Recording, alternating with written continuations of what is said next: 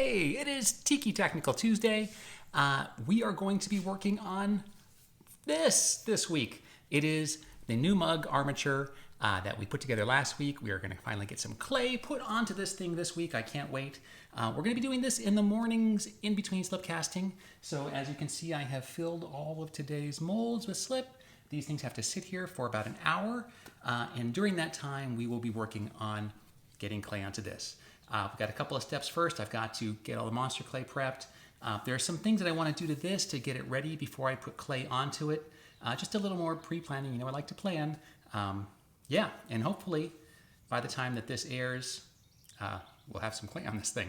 It's currently Thursday prior to when, you know, this thing is going up. Anyway, let's get started. Okay, it's time for me to make a very difficult decision. I have got a little bit of monster clay left. I have got it in two different types. I've got a hard version. This is the hard version of monster clay. And then I've also got a couple of bins of the medium version. I got to decide which one I want to use. Now, they're pretty close to each other in terms of firmness. But I have to keep in mind the temperature of the studio right now. It's summer, things are warming up, and so monster clay is very temperature dependent. Now, this sculpture is going to be very organic, so I just think I'm going to take a gamble, and I'm going to go with the medium for this sculpture. I hope it's the right choice. All right, so first things first, I want to take my medium monster clay and get it into a shape that's a little easier to warm up under the heat lamp.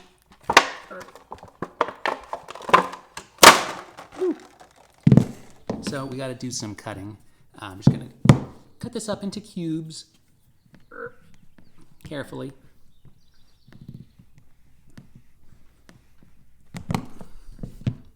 The cubes heat up a lot faster under the heat lamp.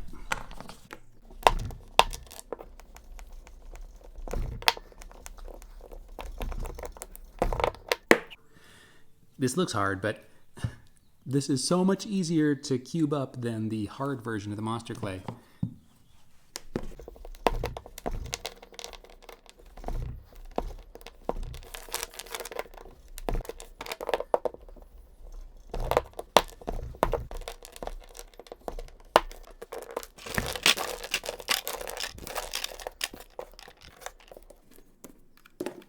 Okay, we got all the stuff ready to go. This is a lot softer than the firm. Well, we'll see. Maybe I will regret this once we start sculpting with this in this warmer summer weather. But it's such an organic shape, I think this is the way to go. Anyway, I'm going to set this aside and we will start working on prepping the armature for sculpting. All right, before we start putting clay on this, we have got to remember where the armature is. Now, that sounds obvious, but it's not going to be so obvious once the armature is underneath a whole bunch of clay. The critical thing that I want to remember is the center plane of the mold or of the mug. In other words, the spot where I want to have the two mold halves coming apart and going together on.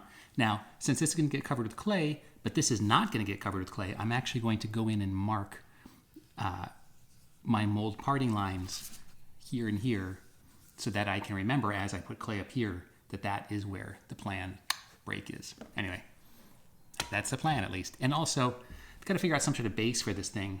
And it'll be cool. I want to set up some sort of fancy pants time-lapse camera that can follow around while I put clay on it. Lots to do, and we only have 7 minutes left this morning, so we'll have to get back to this tomorrow. Behold, one of my all-time favorite studio tools, the handy-dandy laser level. It lets me mark shapes that are not flat very easily, get perfectly straight lines like this. It lets me do symmetry checks on sculptures. It is a fantastic tool. Now, I'm being super meticulous about putting these mold parting lines on here because the base is a rigid object and I'm going to be molding it with rigid plaster, so if I don't bisect the shape perfectly, the mold will not open, or it will open, but it will also break a little bit.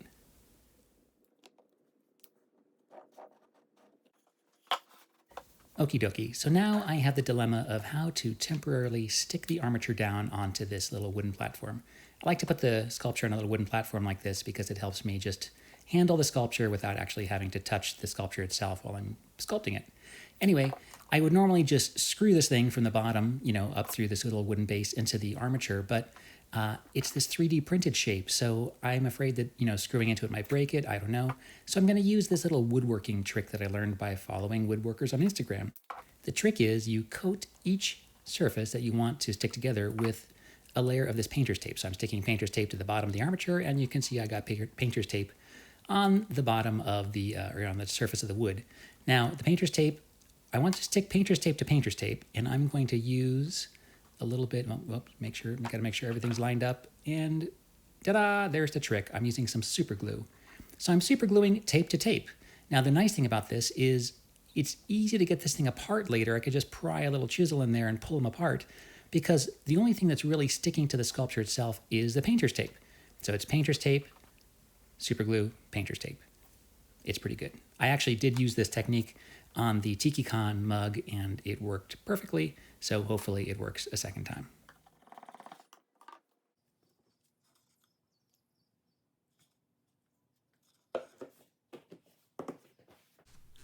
Okay, I think we're ready for some clay. A couple of quick notes. You'll notice I put front and back on here, and that's so that I can remember which is which, because once I put clay on this, it's kind of hard to tell. I also extended the halfway lines, and I also have a halfway line going this way too, to help me with symmetry on the sculpture. And lastly, you can see how the template will fit on there, so I can always check my silhouette as I put clay onto this piece. It's time to warm up some monster clay. I keep the monster clay under one of these super bright warming light, like they use to, like it's a heating lamp, I guess, that they use for food at restaurants and things like that. Anyway, I just got it at the hardware store, and I have it on this thing that I can move up and down depending on how warm I want the clay to get. And you want to keep an eye on the clay because it will just basically turn to liquid if you leave it under there too long or you put it too close. It's finally happening. We're getting clay onto the armature. When I start like this, the whole goal is to just mash that clay on and get it to really stick to the armature itself. That's why I have all those little tiny holes drilled into the armature. It gives it a mechanical purchase for the clay to really grab on. So all I'm doing right now is just making sure I've got all the wood covered, and then and only then will I actually start to really think about shapes and forms and what I want this piece to look like. I have to constantly be aware of falling into the trap of over detailing or detailing too soon, of like zeroing in on one little piece of the sculpture and really working on it before I figure out the entire form. So before I touch any detail tools, I'm just gonna use my hands for a long time and get the form where I want it. I gotta stop. I'm not gonna get this any farther, I don't think, today.